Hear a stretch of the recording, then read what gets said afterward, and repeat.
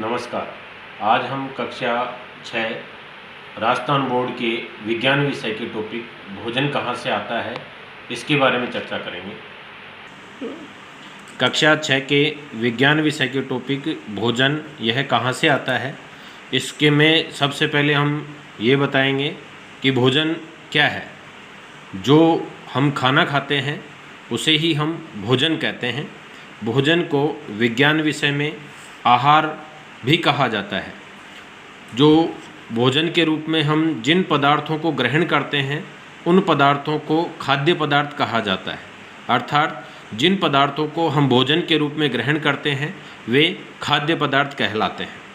अब हम पूरे दिन में खाए जाने वाले विभिन्न प्रकार के खाद्य पदार्थों की सारणी बनाएंगे।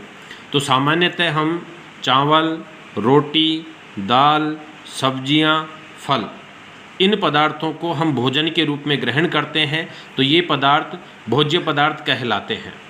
अब विभिन्न प्रकार के जो खाद्य पदार्थ हैं और उन्हें काम में आने वाली जो कच्ची सामग्री है उसके बारे में हम अध्ययन करेंगे।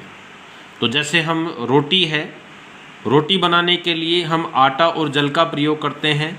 आटा गेहूँ, बाजरा और मक्का, तो इनसे आटे और जल को हम रोटी के रूप में इसे तैयार करते हैं। फिर चावल है, चावल जो है उसके लिए हम बनाने के लिए कच्चे चावल और जल का प्रयोग करते हैं। इसी प्रकार दाल है, दाल बनाने के लिए हम कच्ची दाल, दाल में विभिन्न प्रकार की दालें होती हैं। अरहर की दाल हो सकती है, चने की, मूंग की, मसूर की, अरहर की।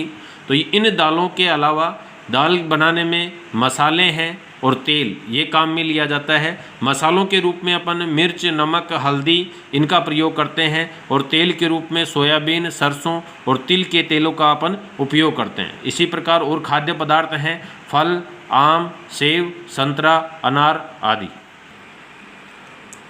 अब ये जो खाद्य सामग्री है, ये जो खाद्य पदार्थ हैं, इनके स्रोत क्या क्या हैं इनके बारे में हम चर्चा करेंगे।